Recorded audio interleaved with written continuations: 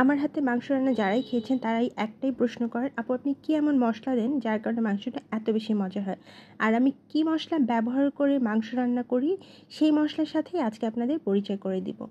এই মশলার ব্যবহারে মাংসের স্বাদ, ঘ্রাণ, কালার সব হয় অসাধারণ। আজকে রান্নার জন্য আমি এখানে হাড় চর্বি সহ 1/2 কেজি খাসির মাংস নিয়েছি এবং মাংসগুলো ভালোভাবে ধুয়ে পানি ঝরিয়ে নিয়েছি।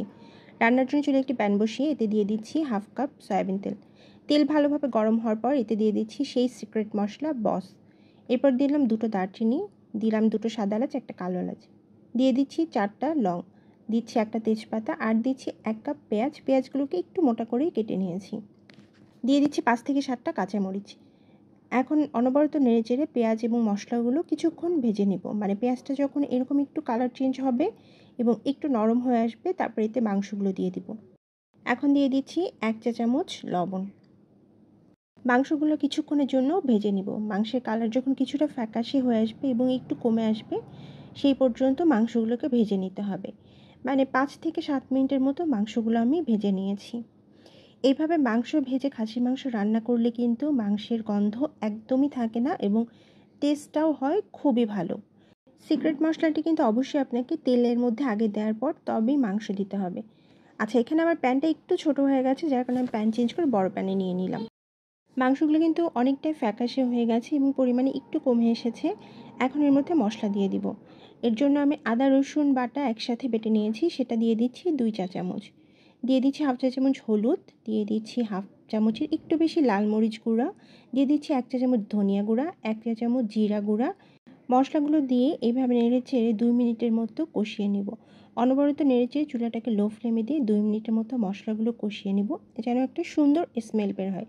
এরপর এতে সামান্য একটু পানি দিয়ে দেবো, মানে 1/3 কাপ পরিমাণ পানি দিয়ে ঢেকে দিব 5 থেকে 7 মিনিটের জন্য। এতে করে মশলাটা মাংস কষানো হবে। এভাবে লো ফ্লেমে দিয়ে 5 থেকে 7 মিনিট কষিয়ে নেওয়ার পর ঢাকনা উঠিয়ে আবারও একটু নেড়েচেড়ে দিচ্ছি। এখন সেদ্ধ হবার জন্য এখানে পানি দিয়ে দিব 1 কাপ।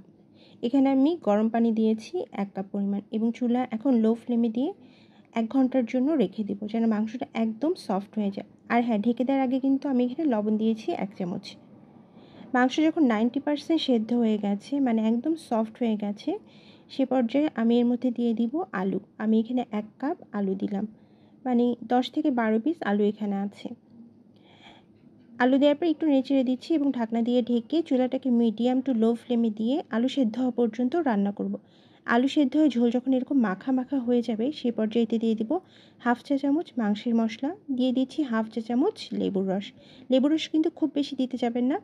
এরপর দিয়ে দিচ্ছি 2 চা চামচ গুঁড়ো দুধ, দিয়ে দিচ্ছি সামান্য 1 চিমটি চিনি। মিষ্টি একদমই বোঝা যাবে না, এতে করে মশলার যে কড়া ভাবটা সেটা আর থাকবে না। এরপর দিয়ে দিলাম পেঁয়াজের ব্রেস্তা 1.5 টেবিল চামচ। এখন চুলাটা লো ফ্লেমে দিয়ে এইভাবে নেড়েচেড়ে রান্না করব 2 থেকে 3 মিনিটের মতো।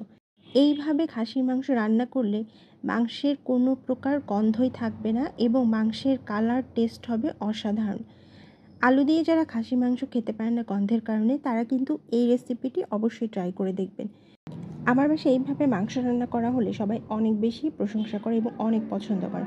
আর এই মাংসের কালার, টেস্ট, ঘ্রাণ সব এত বেশি সুন্দর হয়।